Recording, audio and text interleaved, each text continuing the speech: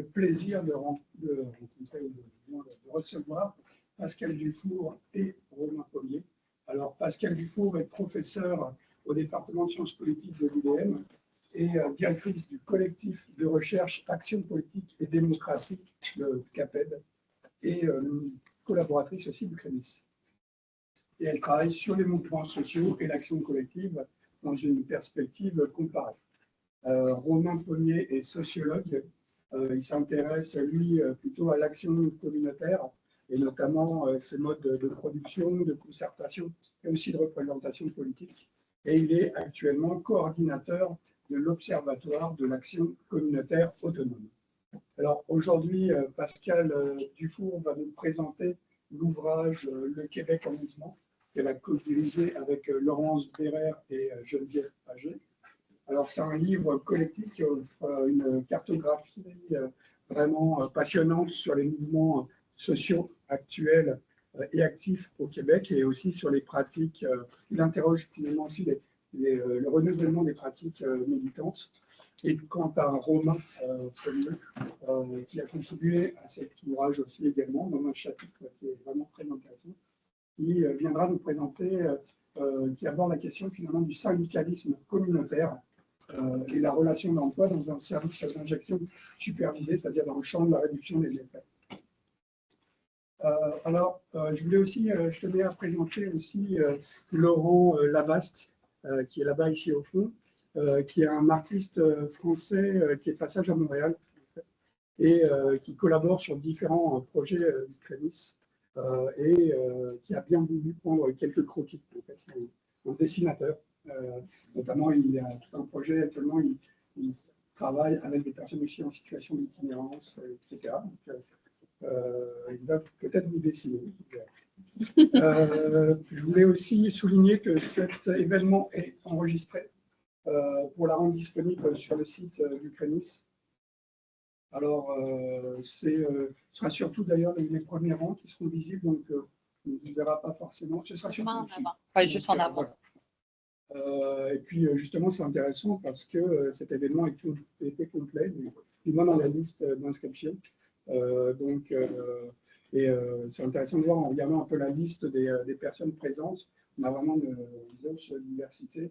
Alors, au-delà des milieux universitaires, on a pas mal de personnes issues des milieux d'intervention, que ce soit dans le milieu communautaire, mais aussi dans le milieu SUS, des travailleuses sociales, des organisatrices communautaires, différentes personnes, mais aussi des personnes aussi qui ont coché la case individus personnellement concernés par la thématique.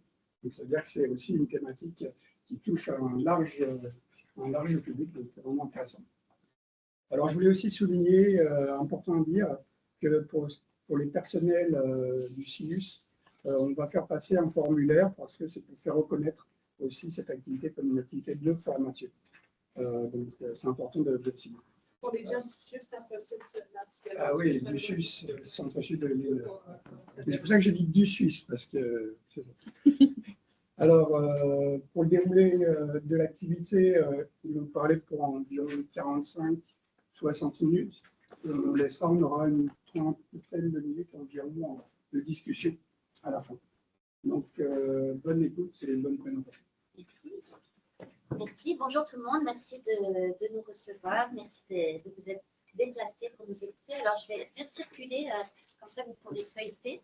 Ce n'est pas pour donner, mais comme ça vous pourrez feuilleter un peu vos pages. Donc, les origines du livre qui vont nous donner naissance à cet ouvrage qui est paru d'ailleurs l'année dernière, l'automne dernier.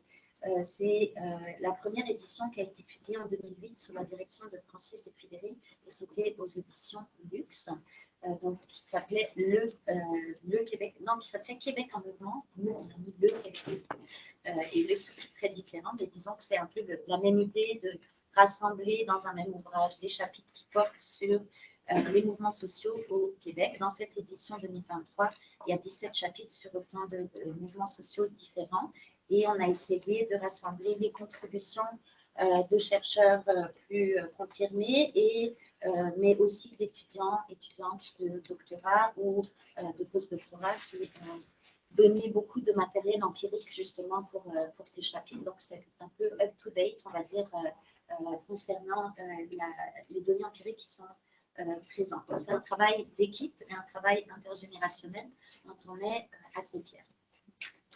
Alors, j'aimerais d'abord peut-être définir ce qu'on entend par mouvement social. Il n'y a rien de vraiment révolutionnaire là, dans cette définition. C'est juste pour placer un peu la table pour qu'on comprenne tout le monde. Donc, on considère en général un mouvement social comme un réseau informel d'individus, d'organisations, de collectifs qui partagent certaines croyances et des pratiques de solidarité, qui se mobilisent sur des sujets conflictuels en utilisant diverses formes de protestation. Donc, généralement, un mouvement social, c'est quelque chose qui est décentralisé, plus ou moins coordonné, souvent moins que plus, pas spécialement homogène, et les mouvements sociaux font preuve d'une grande créativité pour faire valoir les enjeux collectifs. Donc, l'action collective, elle est volontaire. Généralement, ces personnes se réunissent et ont décidé d'un plan d'action pour une campagne ou autre, mais il n'y a pas d'adhésion formelle à une organisation. Donc, si vous voulez, quand on parle de mouvements sociaux, on ne peut pas prendre son téléphone et appeler le bureau du mouvement social. Un groupe ne fait pas un mouvement social à lui tout seul. C'est vraiment l'idée d'un collectif, de deux collectifs d'individus et d'organisations. Alors, pourquoi parler des mouvements sociaux aujourd'hui au Québec? Anticipation. C'est un objet qui est peu étudié en général, particulièrement au Québec. On n'est vraiment pas nombreux à travailler sur cette question. On a dans les médias une vision généralement stéréotypée des mouvements sociaux. Donc, ce sont des empêcheurs de tourner en rond qui bloquent, qui grimpent, qui manifestent. Et pourtant, les mouvements sociaux sont à l'avant-garde des transformations sociales et politiques. Ils n'ont pas attendu, par exemple, le droit de grève pour faire des grèves. Donc, si on a un droit de grève aujourd'hui, c'est parce qu'il y a eu des mouvements sociaux qui ont poussé pour que ce droit existe. Aussi, c'est une occasion unique de voir un peu comment se répercutent et éventuellement s'annoncent les transformations à venir du champ partisan, connaissant la situation du champ partisan ici. Donc, c'est vraiment à l'avant-garde des transformations sociales. Je vous ai parlé des syndicats, j'aurais pu vous parler des suffragettes aussi. C'est la même chose pour le mouvement féministe. Le mouvement des suffragettes a été, à un moment donné, à pousser pour la reconnaissance de certains droits. C'est pas facile de voir l'effet direct des mouvements sociaux. C'est toujours une question qui nous est posée. Et puis et les militants et les journalistes aiment beaucoup savoir mais finalement c'est quoi l'effet. Mais c'est toujours un effet indirect dans la mesure où les mouvements sociaux sont dans la rue et ils ne sont pas aux manettes de pouvoir. Donc, ce n'est pas eux qui prennent les décisions. Ils ne peuvent pas avoir une action directe sur les politiques, mais évidemment, il peut y avoir une action indirecte. Ceci dit, c'est toujours difficile à établir de manière empirique. On peut le faire, mais la façon dont on peut comprendre l'impact des mouvements sociaux dans nos vies courantes, on va dire, c'est que ce sont les acteurs qui mettent sur la table des alternatives politiques, c'est eux qui nous permettent de refonder le social, c'est eux qui viennent avec des propositions créatives, d'alternatives sur plein de domaines dans différents secteurs. Donc, c'est cet effet porteur d'alternatives, je pense, qui est le plus directement lié à la fonction, on pourrait dire, des mouvements sociaux. Alors, depuis 2008, donc la dernière édition de Québec en mouvement, qu'est-ce qui s'est passé au Québec? Il s'est passé évidemment plein de choses, mais le premier élément qui ressort quand on regarde un peu les constitutions de 2008, on se rend compte que l'enjeu de la mondialisation, qui était alors au cœur des protestations, est en partie plus ou moins révolue, en tout cas prend d'autres formes. Donc, il n'y a plus des forums sociaux mondiaux de la même ampleur qu'il y avait, il n'y a plus un mouvement intermondialiste de la même ampleur qu'il y avait à l'époque. Il s'est aussi passé quelque chose de très important au Québec, c'est 2012, pour ceux et celles qui s'en souviennent, non seulement comme événement protestataire en lui-même, c'était vraiment très important, mais aussi parce que ça a eu des effets générationnels par la suite. Donc, beaucoup de militantes de 2012 se sont investis par la suite dans d'autres secteurs, dans les syndicats, on va peut-être en parler, dans les groupes communautaires, dans d'autres associations, et on voit vraiment un renouvellement des pratiques qui a été avec l'arrivée de ces nouveaux et nouvelles militantes dans notamment les milieux communautaires. Donc, il y a une forme de démocratisation du militantisme qui s'est mise en place grâce à 2012 aussi. Autre élément relativement nouveau, c'était un peu présent en 2008, mais vraiment pas du tout avec la même ampleur, c'est cette espèce de continuum qui s'est créé entre les mobilisations qui ont lieu hors ligne, on connaît d'habitude, mais aussi celles qui ont lieu en ligne. Donc, chaque groupe militant va utiliser les médias sociaux, soit pour diffuser une activité, mais ça peut jouer un rôle beaucoup plus grand aussi. On a pu voir pendant la pandémie, par exemple, des mobilisations qui n'avaient pas le droit d'avoir lieu en public, dans la rue, des associations qui ne pouvaient pas tenir d'assemblée générale. Donc, il y a beaucoup de choses qui se passaient en ligne.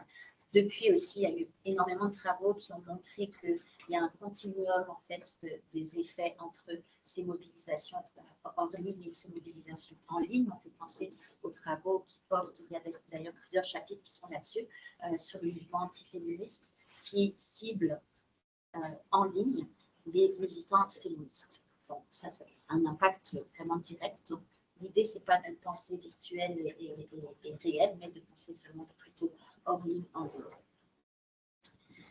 Et puis, on a eu une reconfiguration quand même importante des anciens mouvements, on va dire, ou des mouvements plus traditionnels, notamment les syndicats. Le syndicalisme a connu beaucoup de transformations et de changements, mais également le mouvement féministe avec des organisations comme la Fédération des femmes du Québec qui a connu de grandes transformations, mais aussi dans le secteur du logement. Donc, les regroupements des comités de logement et associations de locataires du Québec existent toujours, le FRAPE existe toujours, mais il y a aussi des nouveaux groupes qui ont émergé, le FLIP notamment, je ne sais pas si vous connaissez, mais qui essayent de porter de nouvelles batailles, on va dire, dans l'espace public à propos du logement.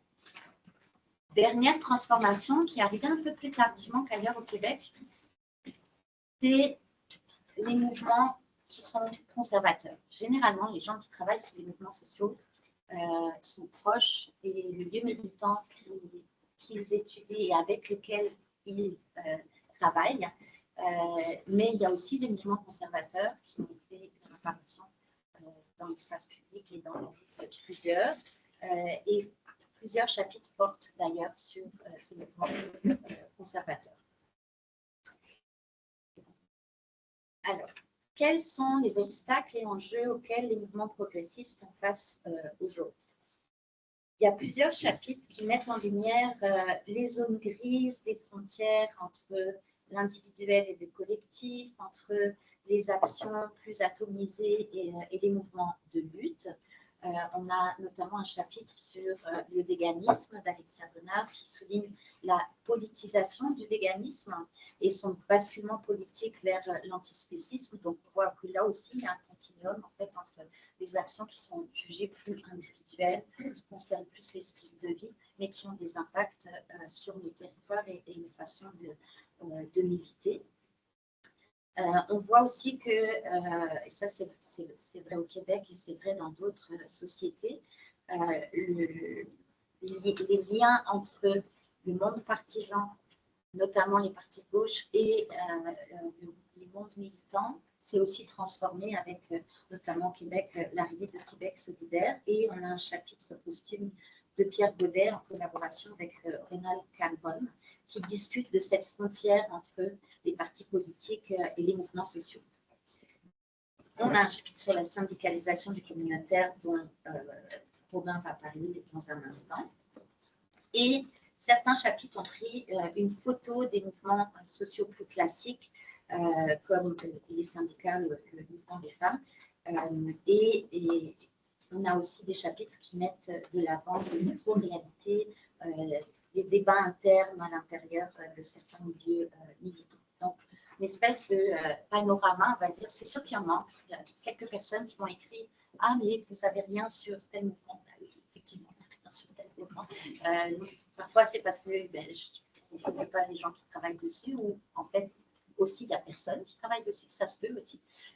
Donc, oui, il en manque évidemment, et on ne prétend absolument pas avoir un portrait exhaustif, mais en tout cas, ça donne une idée de ce qui peut exister.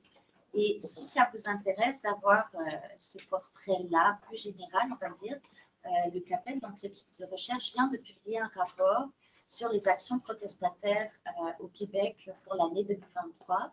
Il va y avoir un rapport 2024, donc on a fait quelque chose d'assez classique dans notre domaine de recherche, c'est-à-dire qu'on a comptabilisé les actions qui sont reportées dans les médias. Alors, on n'a pas utilisé seulement les médias traditionnels, mais aussi des médias en région.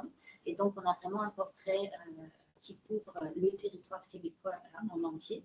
Donc, ce rapport est en ligne, gratuitement accessible. Il y a même le fichier de codage que vous pouvez utiliser si ça vous tente, de toutes les entrées. On a répertorié 675 pour 2023 et il y en aura encore pour 2024, je pense. Donc, je vous invite à l'utiliser.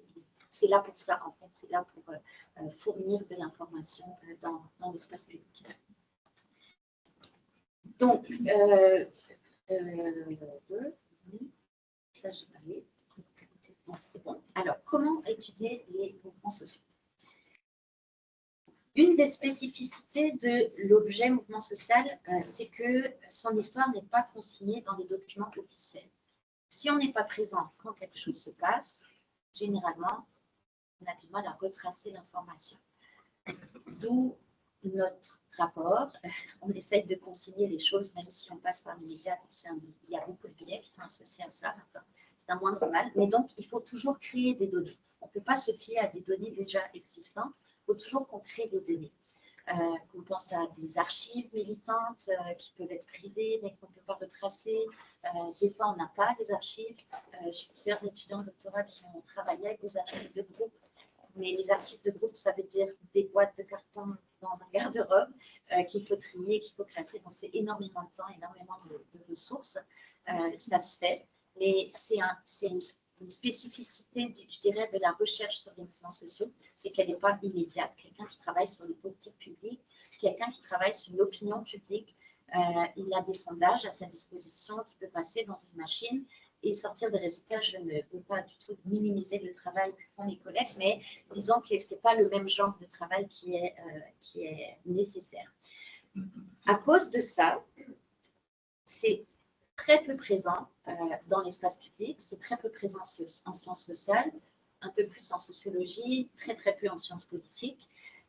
Et en plus, c'est vraiment très délégitimé dans l'analyse médiatique. Vous voyez souvent passer, j'imagine, des reportages qui ne parlent pas à nom de la lutte, mais qui vont parler de la légitimité de moyens d'action, du fait que ça dérange, etc. Mais c'est un peu la base des mouvements sociaux, c'est de faire éruption dans la vie politique pour justement déranger et mettre sur la table quelque chose dont on ne parle pas. La plupart des travaux et des recherches qui sont présentés dans le livre portent sur des secteurs spécifiques et sont documentés avec des terrains et des analyses en profondeur, soit des entrevues, soit des observations, soit les deux, sur un temps relativement long. Et on a aussi un travail qui peut se faire récemment, en tout cas, c'est vraiment entré dans la méthode de travail, on va dire, c'est le travail qui se fait sur les médias sociaux, avec des questions éthiques qui peuvent éventuellement se poser.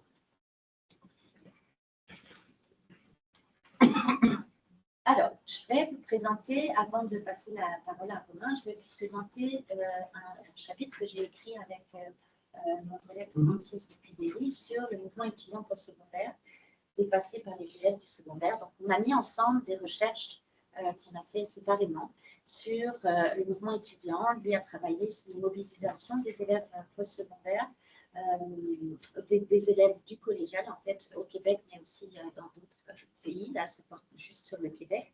Et moi, j'avais une recherche avec d'autres collègues sur les luttes en logement et les luttes en éducation. Et donc, moi, c'est vraiment plus le post-2012, on va dire, jusqu'à 2017-2018 à peu près. On a mis ces deux choses ensemble pour voir qu'est-ce que ça donnait finalement, qu'est-ce que ça voulait dire militer aujourd'hui quand on est avec un statut d'étudiant. Alors, évidemment, on ne peut pas passer à côté de 2012. Le mouvement étudiant de 2012 a modifié de beaucoup le paysage, on va dire, des organisations qui portent le mouvement étudiant. Historiquement, il faut savoir que les mouvements étudiants au Québec a toujours été extrêmement dynamique et important dans la province pour des raisons qui s'expliquent, notamment des raisons de ressources qu'il n'y a pas forcément ailleurs dans les autres pays. Et je pourrais vous développer un peu plus le pourquoi du comment dans des questions si ça vous intéresse. Mais donc, c'est vraiment un acteur majeur qui a gagné une certaine autonomie d'action grâce justement à ces ressources qu'il peut avoir et grâce aussi, ça je peux vous dire parce qu'on entend souvent des choses un peu différentes, mais grâce notamment au fait que le droit de grève étudiant n'est pas consigné. Donc, ils peuvent mobiliser ce droit de grève un peu de manière autonome quand ils veulent. Ce sont les associations locales étudiantes au Québec qui sont reconnues. Donc, il y a un parallèle à faire avec les syndicats. On ne reconnaît pas, l'État ne reconnaît pas et ne finance pas des associations nationales ou des fédérations d'associations, mais bien des associations locales. Et ce mécanisme-là entraîne aussi une possibilité de grande autonomie pour les associations étudiantes. Donc, elles ont tout accès à un certain nombre de ressources. Ça, c'est enchâssé dans la loi.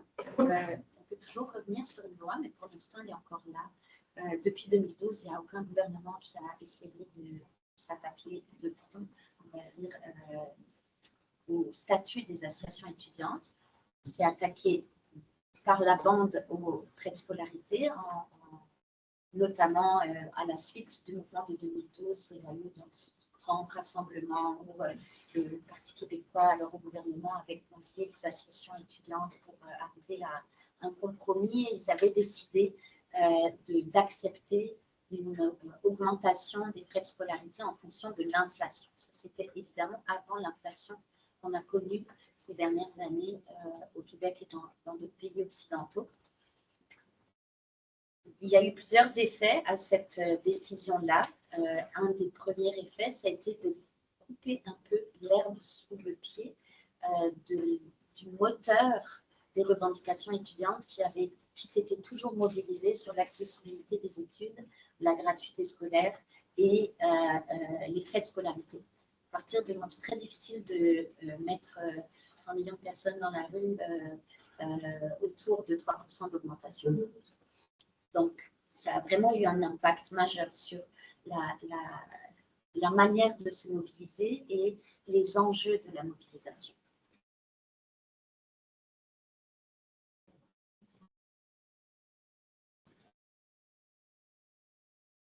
Heureusement ou malheureusement, ça dépend de quelle perspective on se place, le mouvement étudiant s'est emparé, ça c'est encore avant pandémie, en 2019 et 2018 et après, de la question climatique. Donc, la lutte contre les changements climatiques est devenue un enjeu important à travers les marches pour le climat du mouvement étudiant. Il y a d'autres outils qui sont abordés dans le livre, qui ont été notamment les stages, tout ça, mais je ne reviens pas là-dessus, mais disons que les marches pour le climat ont été vraiment au cœur de mobilisation à partir de 2018-2019. Et je vous rappelle, 15 février 2019, il y a 200 élèves de l'école Robert Gradel qui font grève le vendredi après-midi sous l'inspiration d'une vidéo de Greta Thunberg. La direction impose des heures de retenue aux grévistes. Le vendredi suivant, ce sont 400 élèves qui font grève dans plusieurs écoles. C'était parti. Ils ont participé aux journées nationales du 15 mars et du 27 septembre 2019 avec une répression variable selon les établissements, parce que la répression de ce mouvement se faisait au niveau des établissements et non pas comme on l'a connu en 2012 par le service de police de la ville de Montréal. À la suite et parallèlement à ça, s'est créée la coalition étudiante pour un virage environnemental et social, la CVS, qui a planifié une semaine de la transition du 30 mars au 3 avril 2020. Et plusieurs associations postsecondaires obtiennent même des mandats de grève à ce moment-là. Évidemment, le 14 mars, le gouvernement décide l'état d'urgence sanitaire pour faire face à la pandémie. Et il y a une fermeture des établissements, un arrêt brusque du mouvement. C'est vraiment, évidemment, pandémie, fermeture de frontières, ça a eu des effets sur tout le monde, dans tous les milieux. Mais sur le mouvement étudiant, ça a eu particulièrement un effet de frein, parce que non seulement ils étaient dans une lancée de mobilisation, mais aussi c'est que si on ne peut plus se réunir dans des espaces comme les universités ou les établissements scolaires, on ne peut plus vraiment se réunir. Donc, on a comme coupé la possibilité même de l'expression de la démocratie protestataire étudiante.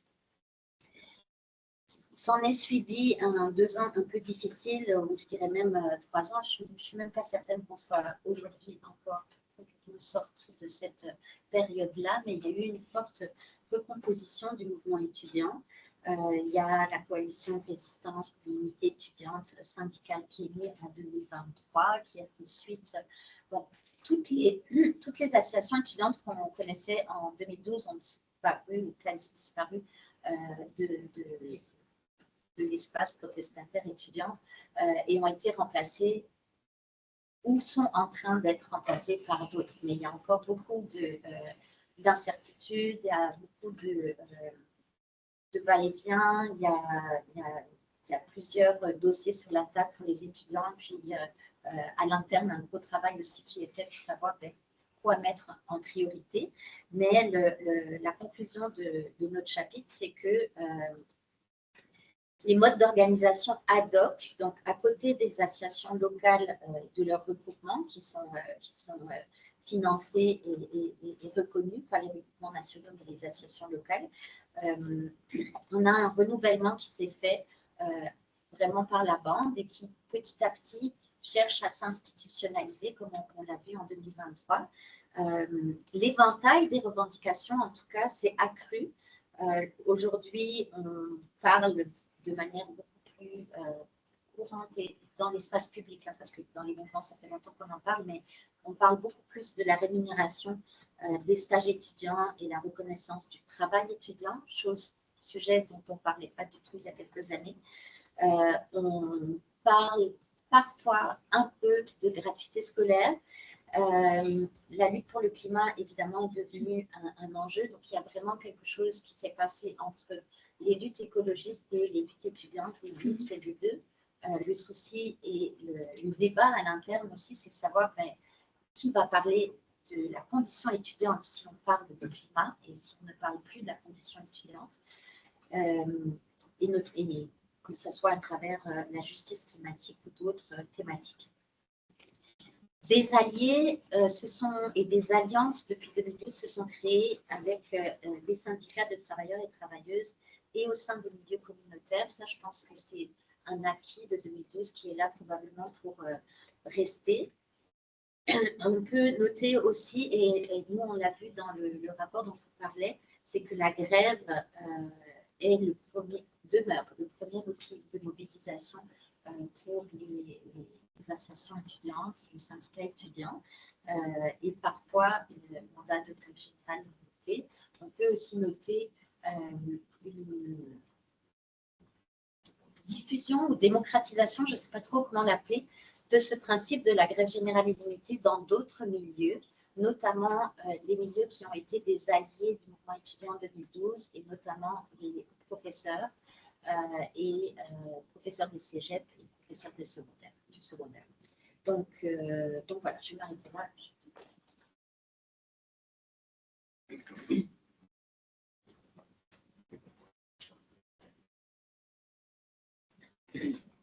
Merci Pascal, bonjour tout le monde. Merci pour votre présence, pour votre invitation. Je vais parler plus fort et plus doucement en même temps.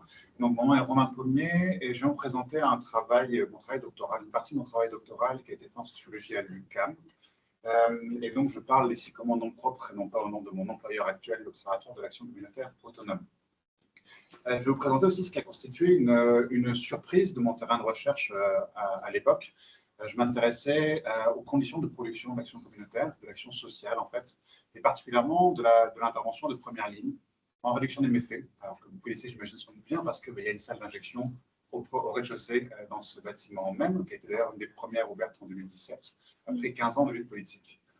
Une surprise de terrain parce que quand j'avais démarré mon travail, puis je vous en parle dans un instant, mon travail ethnographique sur cette action communautaire en réduction des méfaits, plusieurs personnes du milieu communautaire, mais aussi du milieu universitaire, me disaient que les protections salariales et les actions syndicales étaient au mieux marginales, au pire inexistantes.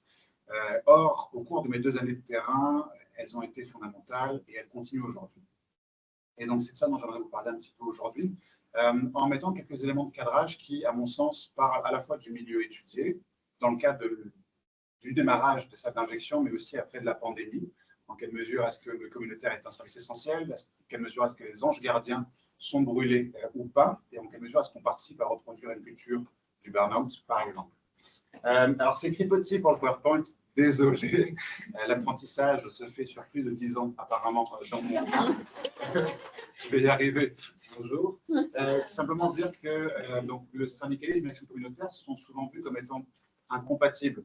Souvent, quand on va avoir des analyses là-dessus, et ça change, c'est en train de changer récemment, là, mais quand je faisais mon terrain de thèse, 2016-2018, puis après l'écriture jusqu'à la pandémie, en fait, on disait syndicalisme et action communautaire, c'est majoritairement des coalitions d'organisations ou de groupes qui, pendant des grands mouvements sociaux québécois, étaient ensemble ou pas, et avaient des positions plus ou moins communes. Mais jamais forcément, tant que ça, analysé comme étant une seule et même chose. Et puis, on constate un faible taux de syndicalisation. En tout cas, il y a 5 ans, c'est ça qu'il faudrait mettre ce chiffre à jour. On parle de moins de 5% de syndicalisation à l'époque, comparé à environ, dépendamment des secteurs, presque une trentaine de pourcents à l'échelle du Québec. Et donc, bon, selon moi, quand il y a 25% d'écart dans la syndicalisation entre 2 secteurs, on peut, je crois, parler de différences significatives. Et puis, cette syndicalisation-là, cette faible syndicalisation, elle ne peut pas s'expliquer par des bonnes conditions de travail.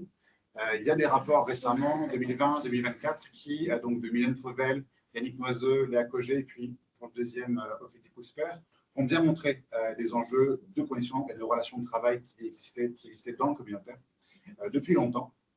Et ce qui d'ailleurs répond à des questions qui se posaient depuis 25 ans dans le communautaire, hein, de quels sont les effets des financements par projet, de quels sont les effets des relations entre l'État et les différentes parties prenantes, institutions comme les CIUS, le réseau de la santé et les organisations communautaires. J'aimerais juste peut-être faire 2-3 petits éléments de cadrage avant de rentrer dans ce petit bout d'histoire, avec toutes ses limites, parce que, comme je disais, pour moi, c'était une surprise de terrain. Donc, ce n'était pas vraiment l'angle principal avec lequel je faisais ma recherche doctorale, mais c'était central. Dire que donc, la réduction des méfaits au usage de drogue, on parle de pratiques, d'interventions, d'organisations communautaires, de programmes communautaires, et pas que. Donc, fin des années 80, début des années 90, Cactus Montréal, dont la salle d'injection est au rez-de-chaussée, 89-91, à la base par un CLSC. Et on part à l'origine de programmes qui étaient littéralement, pour prendre des mots de personnes de l'époque, dans les placards du CLSC. On parle de petites heures d'ouverture, on parle de conditions très strictes d'échange de seringues. Tu me ramènes ta seringue, je t'en donne une propre. Dans le but de, donc à l'époque, c'est l'épidémie du VIH-Sida, en tout cas qui est considérée comme une épidémie à ce moment-là. Aujourd'hui, on parle d'ITSS au sens plus large, mais on parle vraiment de placards, de CLSC, comparativement à aujourd'hui, où si on prend les plus grands organismes montréalais, Cactus, Dopamine, Plein Milieu, l'Anonyme par exemple, on parle de plusieurs dizaines d'employés, on parle, dans le cas où il y a des milliers de vies, ou des lieux d'intervention sur un temps long ou de nuit, comme ici au rez-de-chaussée, on parle de plusieurs millions de dollars annuels, majoritairement sur des fonds publics, encore, même si c'est des projets philanthropiques. On parle aussi de matériel distribué qui a énormément explosé en termes de variation. On n'est plus sur une seringue contre une autre. Il y a beaucoup de matériel, de condoms qui a été développé. Donc, on parle quand même d'un énorme développement de ce milieu-là, institutionnalisé grâce au réseau de la santé dans le milieu communautaire. Et malgré ça, on constate donc des conditions de travail mauvaises, la plupart du temps, qui s'améliorent, ceci étant, grâce notamment à des luttes syndicales. Et 2-3 éléments de cadrage également, des choses qui, je pense, se sont appliquées, ont été très visibles dans le terrain et dans les analyses que je vais vous présenter, même si je ne l'aborderai pas frontalement aujourd'hui, mais dans le reste de mes recherches, mettons, et qui, je crois, me semblent être des hypothèses de travail assez fortes et assez sérieuses pour le reste du milieu communautaire, en tout cas de l'intervention de première ligne en santé, services sociaux. La première chose, c'est qu'on constate une mise en opposition des intérêts entre les publics, les usagers et usagères, et les travailleurs, qui me paraît assez systématique et qui participe d'une culpabilisation de travailleuses et travailleurs qui voudraient améliorer leurs conditions de travail. Quand même, ces travailleuses et travailleurs seraient des pères aidants et donc seraient elles-mêmes issues des populations touchées par les programmes. Donc, mise en opposition des intérêts, ça veut dire on ne va pas déshabiller Pierre pour habiller Paul. Si je te augmente ton salaire, ça veut dire que je diminue les services. Ce qui participe à quand même cadenasser en partie ce qui est dissible comme mal-être au travail. On parle aussi de déficit structurel. Même quand on parle de millions de dollars annuels, il y a différents coûts administratifs et différents coûts de lignes comptables qui sont plus ou moins pris en compte. Alors souvent, c'est l'indexation. Hein. Je pense que vous connaissez bien cet enjeu-là, mais simplement la reconnaissance réelle des grilles salariales effectivement appliquées au sein des organisations, ce qui pousse beaucoup d'organisations à embaucher des gens moins qualifiés que ce qu'elles auraient besoin pour ne pas directement toper la grille et être en déficit.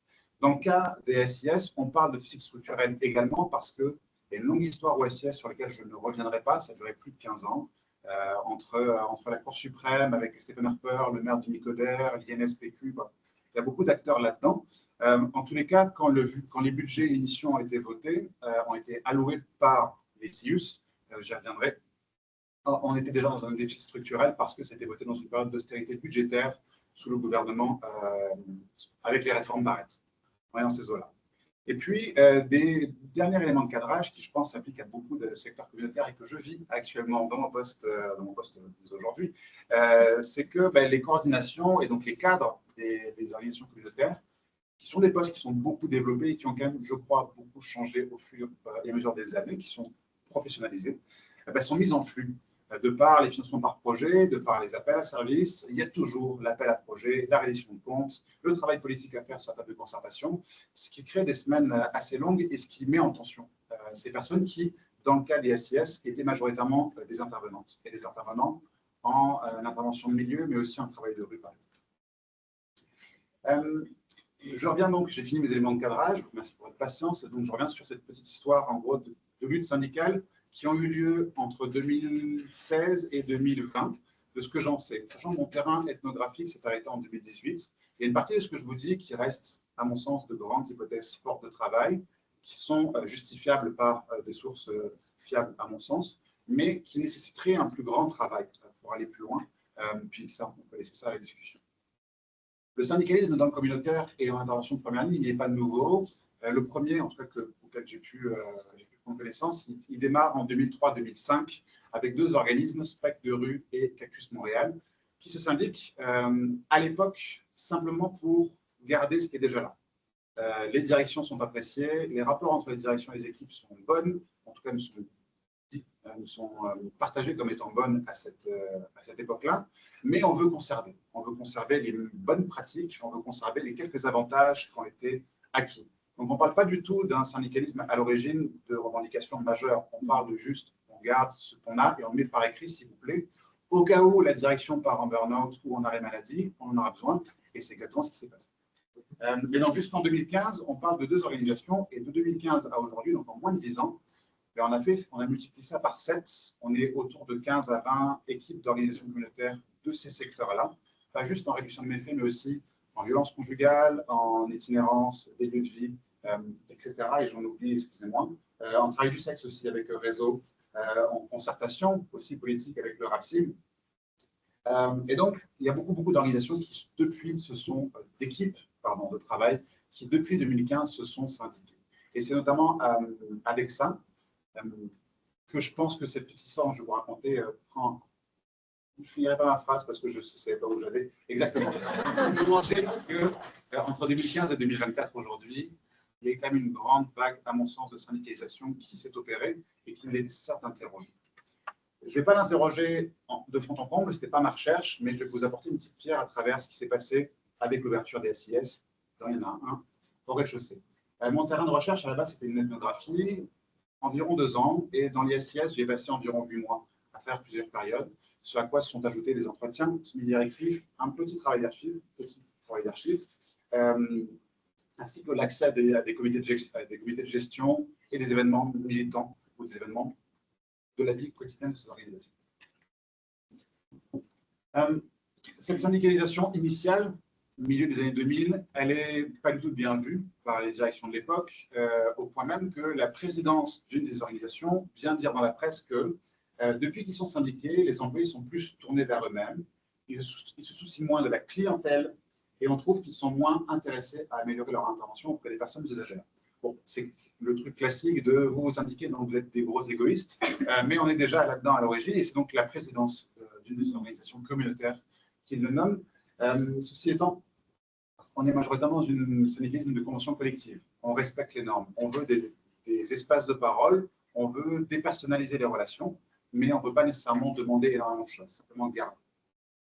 Ceci étant, quand les SIS, donc les services d'injection supervisés, sont apparus, après 15 ans de travail politique, ils sont apparus à Montréal au printemps, si je ne dis pas de bêtises, 2017, mai-juin 2017, pour 3, puis après un 4e. Même si le budget était très important, dans le cas de plusieurs organisations, on passait d'une salle d'échange de seringues, ce qu'on appelle un site fixe à l'époque, où c'était 2 à 3 personnes travailleuses en même temps, quelques dizaines de pieds carrés. On passe à un beaucoup plus grosse échelle, plusieurs dizaines de personnes embauchées en très peu de temps, des formations systématiques. On parle du seul espace, en fait, du seul dispositif où la possession de drogue est permise et légale au Canada, ce qui était à l'époque, ce qui existait encore à Vancouver, mais ce qui était nouveau à Montréal. Et puis ces tensions budgétaires sont apparues dès le début. Dès le début parce que, malgré 15 ans de travail politique, malgré l'appui du Mercoder, malgré l'appui et les rapports de la Santé publique, de la DRSP, et aussi de l'Institut national de la statistique publique du Québec, l'INSPQ, qui ont dit que c'était bien d'avoir des SIS. Santé publique, merci. Malgré tout ça, en fait, il y a des choses qui sont passées dans le broyeur, et il y a des négociations difficiles qui ont eu lieu avec les organismes communautaires, qui, pour en avoir parlé à plusieurs, au moins 4-5 personnes qui ont assisté à ces négociations-là de mise en politique publique des SIS, m'ont toutes raconté que c'était difficile et en fait, elles se sont fait mettre au pied du mur. C'est soit vous ouvrez avec le budget qu'on vous donne, soit on va trouver quelqu'un d'autre. Ce qui est un peu un chantage et on peut s'interroger à quel point ça aurait marché parce que c'est bien ces mêmes organisations qui étaient les plus à même d'être efficaces dans ce service, mais en tout cas, c'est ça qui s'est passé selon ces personnes-là du communautaire. Et ce qui a été oublié, excusez-moi, ramener sur le ton, et ce qui a été oublié, c'est majoritairement les conditions de travail. Parce que ce qui était pensé, c'est que en fait, ce ne serait pas si différent que ça, d'intervenir simplement dans de l'échange de seringues et de l'intervention éventuellement d'urgence, versus superviser une injection de drogue. En fait, ce n'est pas si différent. En fait, tout le monde connaît et en fait, il n'y a pas besoin de se penser. De penser différemment nos pratiques et donc de penser aussi différemment notre mode de supervision individuelle, émotionnelle, collective, mais aussi je ne vais pas me laisser déconcentrer, mais aussi de penser différemment comment est-ce qu'on organise le travail d'intervention. Ce qui m'était aussi dit, c'est de dire on va démarrer comme ça, au moins la première année, parce que ça reste un projet pilote, il y a beaucoup de tensions politiques. La police n'est pas loin, vous vous en doutez. Les médias regardent avec une grosse loupe ce qui se passe. Et donc, ce qui a été dit, c'est on va démarrer comme ça, et puis on verra, on ajustera lors de la prochaine convention collective. Et donc là, on tombe dans une des cracks du syndicalisme nord-américain, c'est si on attend tous les 4 ans, tous les 6 ans, souvent on croit qu'en fait ça prend 8 ans. Et donc ça met du temps à se faire. Sachant que ce qui a été fait pour la mise en place des SIS, c'était qu'en fait, le budget venait par le CIUS, le personnel infirmier de supervision de l'injection et qui offrait un service de santé était dirigé, chapeauté, payé par les CIUS. Les locaux étaient créés et définis et dessinés par les CIUS, mais les équipes d'intervention, père aidant et intervention de première ligne, elles venaient du communautaire. Et donc, dès le déjà, il y avait un dispositif hybride avec des choses qui sont tombées dans les cracks, notamment en termes de consommation de drogue. Ce qui a été pensé à l'origine, c'est beaucoup plus l'acte technique de l'injection, beaucoup plus que la pratique sociale. Donc, si on buzz, si on a du plaisir, tout ça, c'est quand même difficile à prendre en compte dans le contexte initial d'ouverture. C'est beaucoup plus technique, avec des badges, avec des portes coupe-feu de sécurité, avec des caméras de sécurité également. Tout plein de choses qui étaient pas mal inconnues, voire détestées par les services communautaires, qui s'étaient créés contre les pratiques institutionnelles, et notamment policières ou le système de justice. Ce qu'on constate, ceci étant, c'est que il faut répondre à la demande. Et on parle de 12 heures d'ouverture nocturne quasiment tous les jours. Donc, des shifts qui vont durer ça va ouvrir à 14 ou 16 heures et se finir à 4 ou 6 heures du matin, dépendamment du jour de la semaine. On parle de plusieurs salles, avec une salle d'injection, des salles de repos, du personnel infirmier. On parle de plusieurs dizaines parfois de personnes en même temps sur place, ce qui était beaucoup plus large que ce qui existait avant dans le communautaire. Et là, les cordeaux sont aussi mis en flux parce qu'il faut gérer les médias, il faut gérer les voisins, il faut gérer la police, il faut gérer les budgets avec les CIUS, des trucs tout bêtes. Il y a un rideau de, comment dire, d'intimité pour s'injecter, dont on a besoin de changer, mais qui le paye? Est-ce que c'est le CIUS? Est-ce que c'est le communautaire? Mais là, on est déjà en déficit structurel. Ça devient difficile. Des choses aussi basiques que ça, des choses aussi basiques que avoir une serpillière pour essuyer les fluides humains qui viennent avec l'injection de drogue, comme le sang et le vomi, par exemple, qui manquaient. Il n'y avait pas de matériel.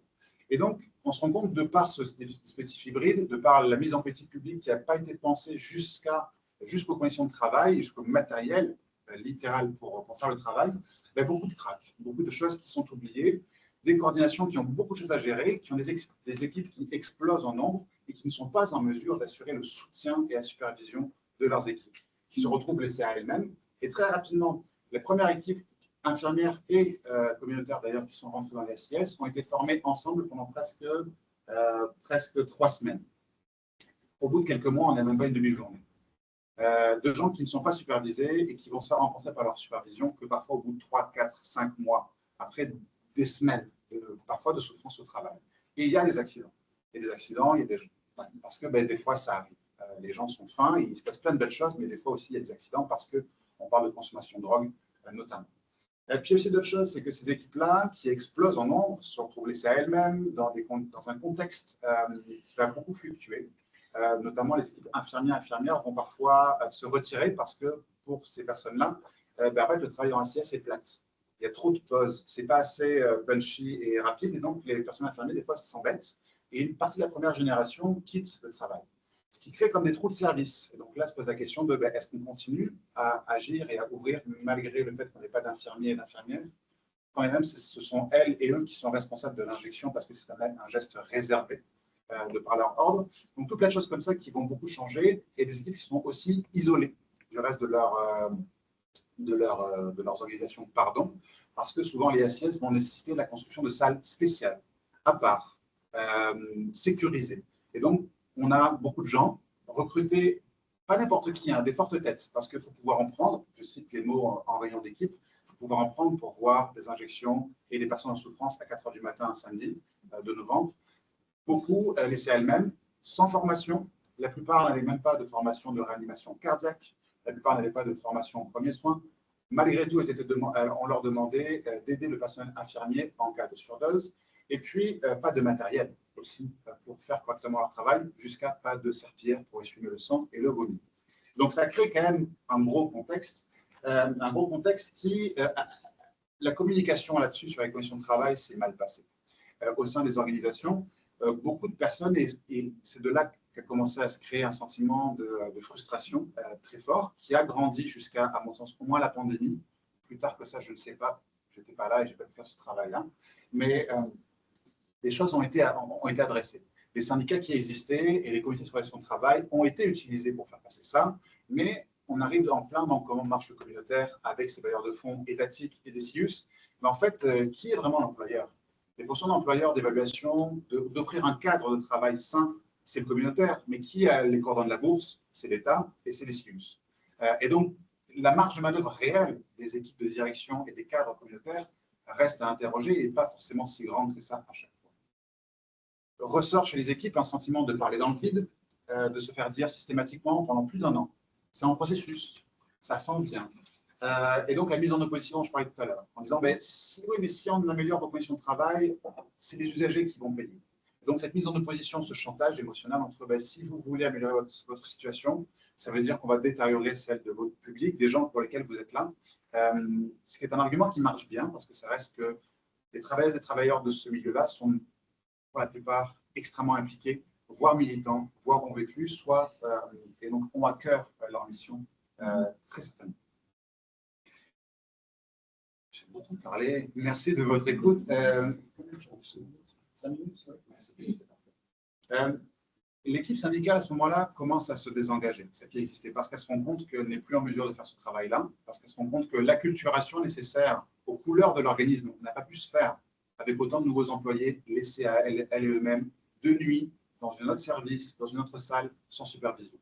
Et elle se rend compte aussi, et ça m'est nommé en entretien, que des personnes qui étaient depuis des années, se disaient, mais je me sens comme presque, dans une dynamique de violence conjugale, dans le sens où j'ai l'impression d'être maltraité, mais je ne suis pas en mesure de le nommer, je ne sais pas comment chercher de l'aide, je ne sais pas comment me faire entendre.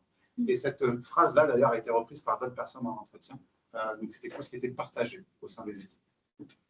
Où on n'est simplement pas capable de porter plainte. Et avec un éloignement entre les équipes de plancher, qui travaillent de nuit, les soirs, les fins de semaine, jusqu'à 4-6 heures du matin, et puis les directions qui travaillent de jour, à part, qui ne sont plus là pour superviser et qui ne sont pas en mesure d'offrir la formation nécessaire, notamment, par exemple, comme je disais tout à l'heure, en réanimation cardiaque.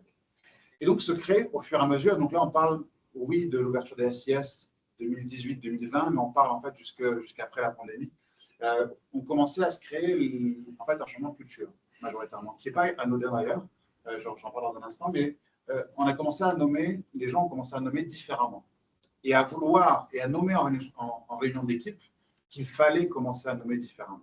Il fallait commencer non plus à parler de Mylène et Sophie, c'est des noms au hasard, ce ne sont pas les personnes qui ont existé. On ne va pas parler de Mylène et Sophie, mais de les intervenantes et les patrons et les boss. Non plus les intervenantes, mais les travailleurs et travailleuses. Et de chercher, ça aussi ça a été nommé, et ça a été d'ailleurs dans plusieurs des communications de mobilisation qui ont été faites depuis, à dépasser le complexe du martyr de devoir se sacrifier par le travail du care, par la culture du burn-out, par la vocation et le don de soi, de devoir se sacrifier pour le bien-être de personnes usagères, quand bien même nous soyons père aidants et père aidantes. Et donc, une nouvelle culture s'est mise en place qui a été très largement renforcée par beaucoup de nouvelles personnes employées qui étaient moins acculturées aux manières de faire des organisations et qui sont aussi rencontrées avec plusieurs personnes militantes ou proches des réseaux militants, notamment syndicaux de l'IWW, qui ont amené, et qui ont permis, qui ont aidé à agir, à nommer différemment, en fait majoritairement à ne pas attendre la prochaine convention collective, à ne pas attendre 1 an et demi de plus pour demander d'avoir des formations en réanimation cardiaque, j'appuie sur ce point-là, ça me paraît assez marquant, mais aussi de la serpillière pour les fluides corporels. Et c'est de là donc le titre de mon chapitre, qui n'est pas de moi, Brûler en tabarnak. Donc ce sont bien ces anges gardiens-là qui, donc là dans ce cas-là, on arrive jusqu'à la pandémie, qui ont dû apprendre et ont dû créer de nouvelles pratiques pour nommer, pour gérer différemment on appelle la gradation des moyens de pression, quand est-ce qu'on agit et comment, jusqu'où est-ce qu'on va dans le bureau des boss. Je reprends aussi des mots pour dire que ça ne va plus, et qui ont dû aussi prendre la rue, aller afficher différentes pancartes sur la DRSP, donc la Direction Régionale de Santé Publique, pour dire « nous ne sommes pas du cheap labor et nous sommes brûlés en tabac ». Mais ce travail-là s'est fait au prix de beaucoup de souffrances internes et de déchirements d'équipes qui se sentaient en conflit de loyauté envers leur direction qu'elles appréciaient et qu'elles estimaient par ailleurs, et leurs besoins réels qui étaient inaudibles, selon elles, depuis au moins plusieurs années. Peut-être pour finir et juste avant de conclure, juste visibiliser 10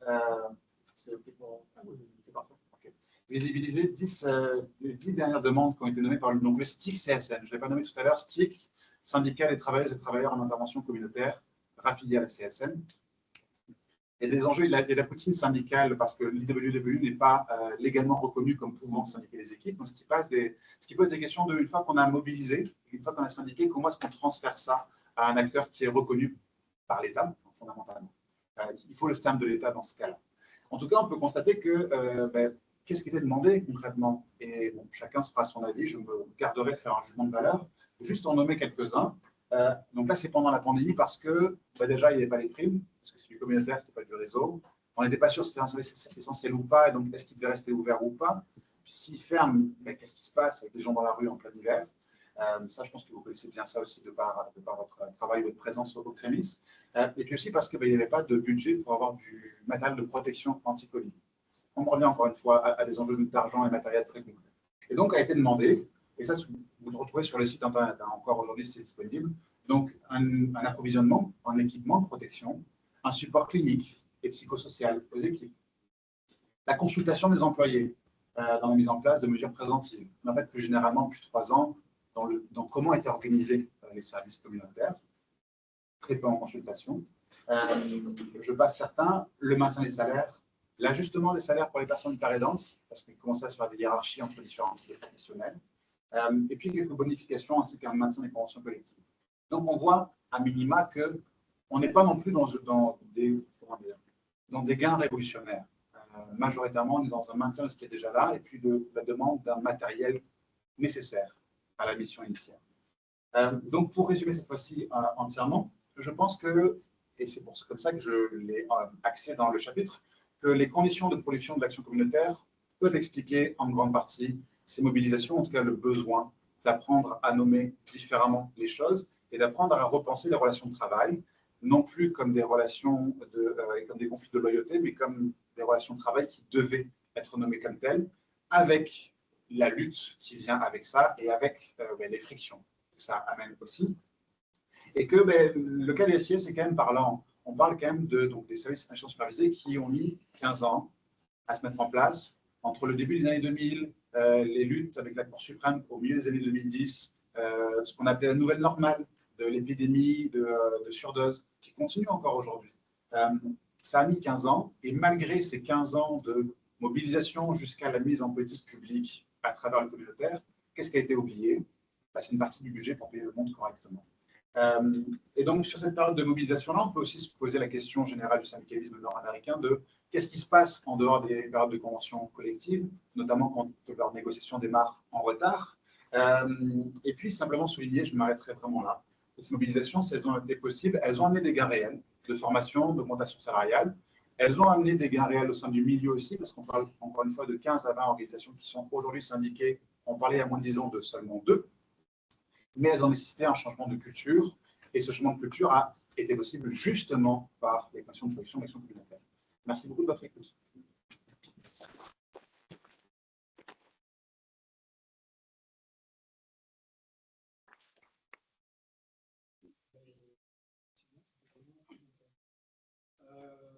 Je vais laisser la place au public. Alors, si vous avez peut-être des petites questions d'éclaircissement, mais surtout, je vous encourage aussi à parler de votre propre expérience aussi, si vous en avez un lien avec les mouvements sociaux, ou plus spécifiquement avec ce que vous aurez fait au moins.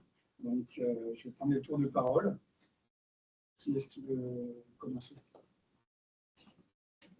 Oui. Bonjour. Margot Silvestro, je travaille à la clinique de Pointe-Saint-Charles. C'était vraiment intéressant ce que tu as étudié, puis je me demande si c'est sûr que tu as interrogé des gens dans ton terrain ethnographique, mais si tu as interrogé les pionniers de la première génération, parce que tous ces groupes-là, le réseau Cactus, c'était du par et pour. Hein, c'est des gens, le côté révolutionnaire, c'est les gens là, qui se sont battus pendant 15 ans pour juste avoir le droit d'assister quelqu'un dans une injection, donc contre la loi, puis en plus les périls. Puis là, après ça, les groupes se sont mis en place tranquillement. Et puis, ce qui est arrivé, c'est une institutionnalisation, puis un dumping du réseau vers le communautaire, comme on le voit souvent dans plusieurs cas, c'est encore le cas aujourd'hui. Ces gens-là, moi, j'ai connu des gens qui sont syndicalisés à Cactus dans le temps, les premiers. Là. Puis, c'était vraiment le genre, puis une de tes citations le montrait, c'est comme, je veux juste comme, assurer ma santé mentale pour avoir des conditions de travail décentes. Puis, je pense que l'aspect de la syndicalisation de ces organisations-là qui étaient du par et pour, ça a vraiment été de OK, maintenant on est reconnu par l'État, mais il y a du dumping et puis on est quand même du communautaire fragile, on est tous des gens de la rue, issus de la rue pour la plupart, puis on essaie juste d'avoir des conditions de vie et de travail qui sont à peu près acceptables et qui ne sont absolument pas comparables avec celles du réseau de la santé qui ne veut pas assumer lui-même ce travail Je trouve que c'est presque, je suis d'accord avec toi, c'est que d'aller vers un syndicalisme de convention collective, ce n'est pas révolutionnaire, puis ça a plein de limites, puis d'une certaine manière, ça met une chape sur l'action parce que ça donne un cadre qui est très, très, très normé, mais en même temps, c'est une question de vie mort pour une personne qui est dans le dit, merci. Je peux réagir comme tu veux. Oui, succinctement, et puis on va se Merci beaucoup, je suis entièrement d'accord avec toi. Oui, l'objet, ce n'est pas de critiquer la syndicalisation. La syndicalisation initiale était nécessaire, elle a permis d'avoir. En fait, elle a été utilisée dès qu'elle était applicable. Parce que la direction de l'époque est partie parce qu'elle était malade et que la nouvelle direction qui venait après avait plutôt une culture du privé, de ce que j'en sais en tout cas. Et donc, il a fallu pouvoir utiliser ça et ça a été utile. Maintenant, quand on tombe dans des cracks comme ça, de plusieurs dizaines de personnes qui n'ont pas les conditions nécessaires pour travailler, qu'est-ce qu'on fait entre-temps? Donc, je pense qu'il y a plutôt là la critique. Et oui, sur les conditions de travail, elles sont réelles. Un enjeu particulier, mettons par exemple, de beaucoup de personnes, de personnes qui qui sont liées à ces milieux-là, c'est notamment d'avoir des assurances collectives qui font du sens et qui permettent de prendre en charge les médicaments nécessaires. Et puis ça, c'est quand même tout un enjeu parce que si on a vécu à la rue, si on a été malade aussi de différentes manières, on a peut-être besoin de médicaments plus grands. Puis là, se pose des questions de coût et de comment est-ce qu'on prend en charge ça de manière collective. Je pense que c'est un des enjeux, notamment de vieux de mort, qui continue. Comment est-ce qu'on peut assurer minimalement le soin des gens qui travaillent. C'est comme ça que je te répondrai. Et oui, dans le cas du SES, c'était juste ça. C'était juste un énorme écart entre le budget alloué, le temps que ça a mis pour se faire, et puis, en fait, on a juste oublié que les gens, ils ont besoin d'autres choses pour travailler correctement. Et il y a quand même un énorme décalage qui a mis du temps à se nommer, qui a mis du temps à se libérer comme parole, et qui a été faisable qu'avec un changement de culture syndicale dans ce cas, je crois.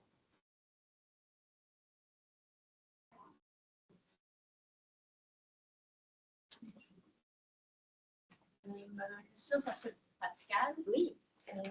Je m'intéressais à savoir quelles seraient tes observations sur, disons, peut-être la remobilisation des étudiants au niveau de la question climatique depuis la pandémie. Quels sont les freins majeurs et finalement un peu les causes de ce qu'on observe, qui est un peu cette difficulté de réallumer la mobilisation autant que c'était avant la pandémie. Il y a plusieurs façons de répondre à la question. Je pense qu'il y a des enjeux internes. Je suis en train de travailler là-dessus et je n'ai pas vraiment fait des analyses encore. Je suis vraiment comme en ce moment là-dessus avec plusieurs collègues et étudiantes. Donc, je pense qu'il y a des enjeux internes. C'est ce que je nommais, savoir qu'est-ce qu'on va valoriser. Est-ce qu'on valorise la condition étudiante comme revendication ou est-ce qu'on valorise l'urgence climatique comme autre revendication et comment on fait pour éventuellement avoir les deux en même temps sans qu'un fasse de l'ombre à l'autre finalement. Ça, je pense que c'est un vrai enjeu à l'interne. Et puis, ça leur appartient, donc ils vont décider comment ils vont résoudre ça. Ça, c'est une chose. Mais je pense qu'il y a aussi un problème plus global de militantisme sur le long terme, enfin, même si c'est étudiant, c'est du long terme, mais je vais dire c'est quand même engageant à l'année au moins. Et ça, on voit dans plusieurs milieux militants, c'est-à-dire comment, et on le voit aussi sur nos campus, peut-être que vous le voyez ici, comment on fait pour faire venir des étudiants et étudiantes à des activités, des associations étudiantes et comment faire revivre les campus. Et on n'a pas trouvé la réponse parce qu'il y a toutes sortes de raisons à ça. Il y a des habitudes de vie aussi, mais il y a le fait que les étudiants et étudiantes sont obligés d'habiter de plus en plus loin parce que les loyers sont extrêmement chers. Donc, quand ils se déplacent, c'est juste pour venir à des cours qui rentrent chez eux après. Donc, ça modifie complètement la vie sur le campus. C'est des questions de déplacement aussi, c'est des questions de recréer des liens de solidarité à l'intérieur du mouvement étudiant alors qu'ils ont été complètement absents pendant 3 ans au moins. Et moi, je pense que je suis optimiste, ça va revenir, mais je pense que ça prend du temps. Je pense qu'il faut être patient. est-ce que tu observes des choses dans les réseaux secondaires comme avant?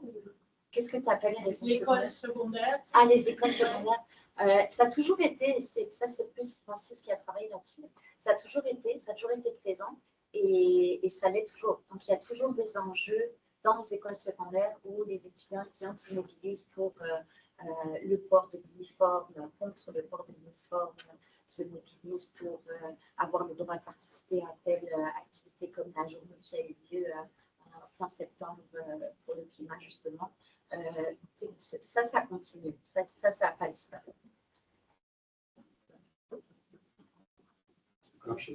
Excusez-moi, je vais vous demander si c'est possible aussi de vous présenter sur son compte. Parce que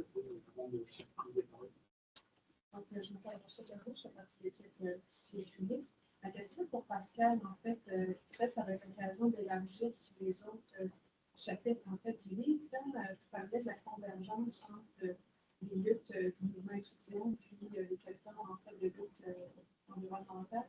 Je me demande, qu'en est-il du mouvement pour la revendication des règles d'urgence de forces autochtones qui sont traditionnellement, en fait, qui sont connus traditionnellement pour être aussi emboîtés pas sur des revendications d'ordre environnemental. Est-ce que finalement le livre aborde certaines de ces luttes-là, puis se finit par emboîter pas à l'importance en fait d'agir en front commun sur les questions environnementales?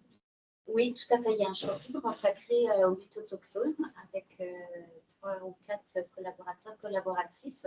Et moi, je dirais que c'est l'inverse, c'est-à-dire que c'est eux qui sont à l'avant-garde de la lutte, des luttes environnementales en général, des luttes écologistes, des luttes de territoire. Et c'est le mouvement environnemental qui essaye de se poser en allié, essaye de tisser des liens de solidarité avec ces milieux-là, qui, depuis historiquement, ont toujours été, et c'est vrai au Québec, c'est vrai en Colombie-Britannique, c'est vrai un peu partout au Canada. Donc, ça va continuer. Ça, je pense que c'est devenu plus visible depuis la dernière édition 2008, c'est devenu plus visible dans l'espace public. On parle de la rue de Momo, on parle du mouvement contre les femmes disparues et assassinées. Mais donc on le voit plus, on entend plus parler. Il y a aussi certains militants qui laissent plus de place aussi à ces revendications-là et à ces militantes-là. Mais c'est ça, je pense qu'on a plus à apprendre.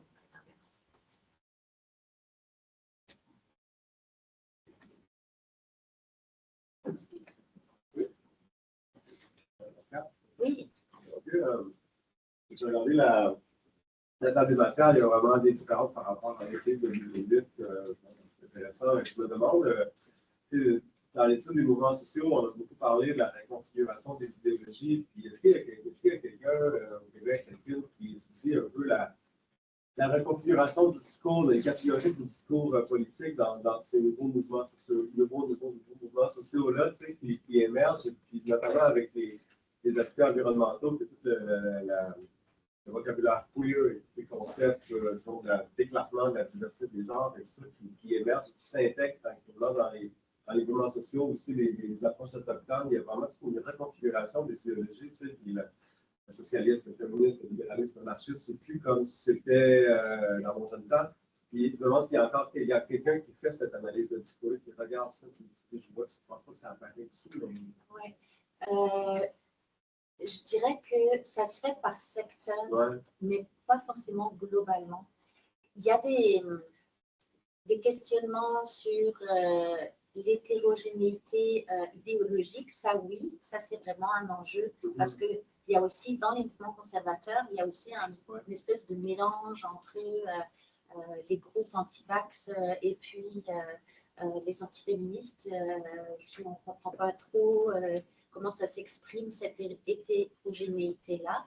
On retrouve aussi avec des populations marginalisées qui sont des hommes blancs, travailleurs. Il y a des choses qui se passent. Donc, ça se passe dans l'univers conservateur. Il y a un questionnement, je pense, qui est fait aussi par des chercheurs et chercheuses.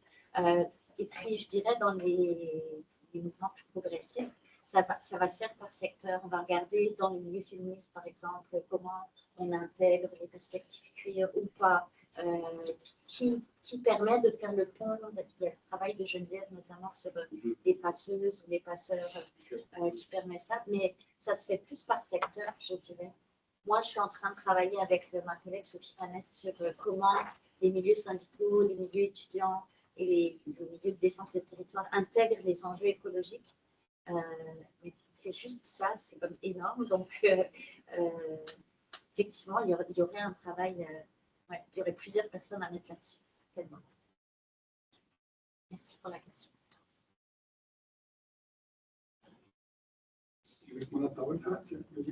Oui, Simon, travailleur social.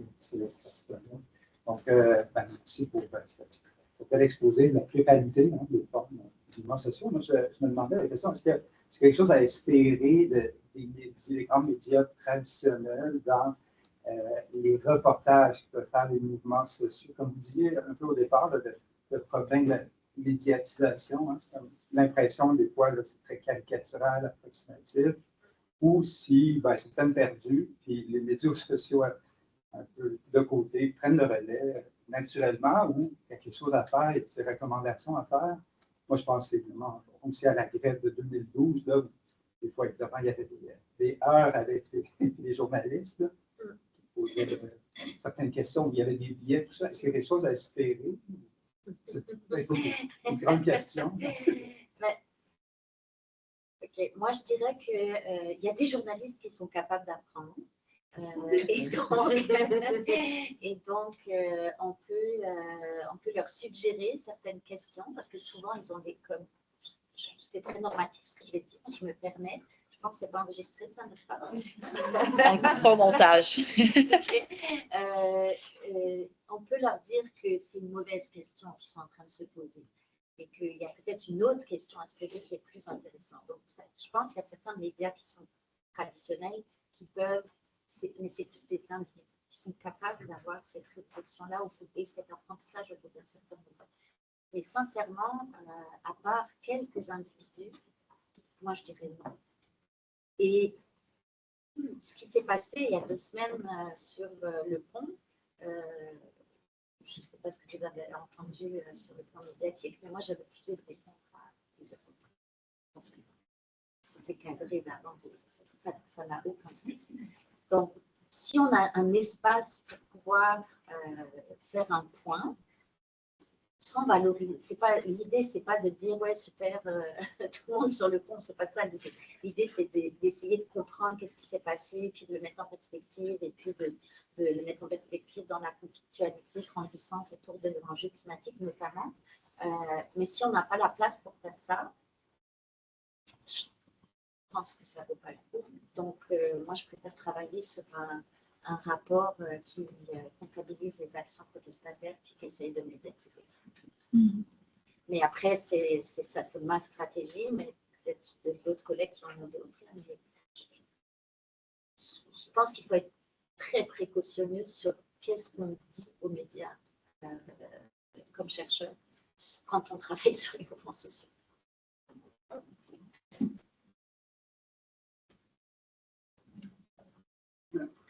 Moi, je m'interrogeais aussi, ça fait un peu le tour aussi entre vos 2 présentations. M. Romain a parlé des milieux communautaires dans le champ de la réflexion que vous faites. Dans l'ouvrage, il y a plusieurs chapitres qui font référence au secteur communautaire. Et moi, je m'interroge sur la frontière entre les mouvements sociaux, qui est une catégorie assez large, hétérogène, comme on a pu voir dans les pratiques, dans les orientations, etc. Et le milieu communautaire, qui est de plus en plus transformé, qui se professionnalise. Il y a des enjeux autour de l'autonomie par rapport aux bailleurs de fonds. Il y a des organismes qui sont de plus en plus dans l'offre de services et de moins en moins dans la mobilisation collective. C'est quand même une tendance assez générale. Je ne sais pas, peut-être que vraiment je pourrais nuancer le propos, mais est-ce qu'on peut toujours parler de mouvements sociaux comme mouvements communautaires actuellement? Pour moi, c'est une question vieille comme le milieu communautaire. dès le départ, il y a eu une division entre est-ce qu'on est uniquement dans le service et ou est-ce qu'on est aussi dans l'action et la réaction. Et la militante Lorraine Gay, c'était la première à dire on fait les deux et on tient les deux. Et je pense que c'est un bon exemple de personne qui a réussi à tenir les deux. Et elle et d'autres avec elle. Donc je pense que cette division existe encore. Pour moi, c'est pas vrai que, oui, statistiquement, peut-être on peut parler d'une certaine professionnalisation, mais la nature politique a horreur du vide. Si quelque chose devient trop coopté, quelque chose d'autre va naître, une autre rébellion citoyenne va naître et puis va peut-être après. Donc pour moi, c'est des processus historiques et je crois au contraire qu'on peut essayer de se poser la question de comment ça se fait qu'on a un milieu communautaire qui arrive à maintenir les deux. Et c'est très fragile, et vous êtes très très bien placé pour le savoir, mais c'est encore possible. Et pourquoi c'est possible? Parce qu'il y a une loi cadre qui permet la reconnaissance de l'autonomie du milieu communautaire. Et un tout petit financement, mais quand même, il est là. Et je pense que ça c'est précieux. Ça, si ça part, c'est fini. Ça veut dire qu'on devient au Québec comme ailleurs dans le monde. Et je pense que ça, c'est vraiment un levier qui peut être utilisé ou pas. Et je vois souvent dans des groupes avec qui je parle cette division à l'interne. Et donc, à un certain moment, le rapport de force va être plus dans un sens ou plus dans l'autre, mais il y a toujours cette possibilité d'action. Et ça, je pense que c'est vraiment précieux qu'on soit. Donc voilà. Avec plaisir. Ouais. Je suis d'accord avec Pascal, je pense que c'est une question qui est vieille comme les communautaires lui-même. Là, je parle aussi sur ton contrôle par rapport aux mouvements sociaux, mais souvent, ce qu'on voit, c'est quand on professionnalise ou qu'il y a une organisation plus formelle qui se crée, en fait, c'est que la lutte politique change de forme aussi, mais elle continue. Après, il y a des enjeux de pouvoir là-dedans, de comment on va dire arrêtez de prendre la rue et de faire des grèves, venez nous parler dans un bureau à la place. Mais n'empêche que ça ouvre des espaces politiques. Si on regarde sur l'évolution, notamment concrètement du matériel distribué en réduction des effets, comment est-ce que les gens sont allés chercher des condoms sans latex pour que les personnes allergiques, notamment très du sexe plus qu'elles, faire le métier en sécurité? Comment est-ce qu'ils sont allés chercher aussi du financement pour des seringues intramusculaires pour les hormones, par exemple? Les SUS, c'est aussi par ces nouveaux espaces politiques qui ont été créés. Donc là, la frontière entre services et politique publique, je pense, et mouvement social, elle est très fine, je pense, puis des fois, l'opposition ne marche pas. Ce que je dirais aussi, c'est qu'on peut constater par contre que le milieu communautaire n'a jamais été aussi structuré politiquement qu'il l'est aujourd'hui, je crois, de part des bailleurs de fonds philanthropiques d'ailleurs, de part beaucoup de financements, d'actions de concertation, qui ont leurs effets. Il y a tout un tas d'enjeux à débattre là-dedans, mais n'empêche que le nombre de regroupements nationaux et régionaux n'a jamais été aussi grand qu'aujourd'hui. En santé des services sociaux, il y en a un, mettons, il y a le RIOCM à l'échelle de Montréal, mais aussi la CETROC à l'échelle provinciale, régionale, la TRPCB au niveau national, le RQAK au niveau national, qui sont chacun considérés comme des interlocuteurs privilégiés auprès des ministères. Et donc, pour moi, c'est plutôt comment c'est changé ces choses-là, et comment se divise le travail politique de aller prendre la rue, etc., plutôt que de dire est-ce que ça existe ou n'existe plus. Je pense que ça continue d'exister. Puis je dirais une dernière chose, c'est que les relations entre les bailleurs de fonds dans leur projet, je pense qu'effectivement, elles viennent pressuriser la liberté politique des organisations communautaires et que c'est pour ça qu'elles ont besoin d'avoir des représentations, notamment pour se protéger et pouvoir aller critiquer, mais sans forcément que ce soit à risque de faire couper le financement de mon équipe. Et donc, se créer, donc, mettons la TCRI en immigration, mais aussi la TOMS à Montréal en ITSS, d'autres instances qui servent aussi de paravent pour ces luttes-là. Donc, je pense que ça existe encore, mais peut-être ça a en partie changé de forme, notamment sous la pression des bailleurs de fonds qui, pour le coup, financent l'action politique, mais différemment. Mais là-dessus, moi, je pense que c'est une question que je trouve vraiment fascinante et j'adore regarder comment et observer comment justement les acteurs se débrouillent avec cette situation complexe-là parce qu'ils sont très, très, très créatifs. Mais moi, j'ai l'impression, si je prends le cas du logement, par exemple, pendant presque 70 ans, il y avait à peu près les mêmes regroupements, le FRAPRU et le RECLAC. Et on voit une constance, non seulement dans l'existence des organismes, mais aussi dans le niveau de la mobilisation. Et d'un coup, on voit nouvelles associations, nouveaux groupes, nouveaux réseaux qui émergent parce que certains enjeux ne sont plus ou pas pris en compte par ces regroupements parce qu'eux-mêmes ont des obligations, soit des bailleurs de fonds, soit ci, soit ça. Et donc, je me dis, ben voilà, c'est pas très grave. Il y a ces nouveaux regroupements qui arrivent. Donc, je pense qu'il faut, faut le regarder vraiment globalement par lutte. Des commentaires, questions, on va clore l'activité. Vous avez un commentaire, non?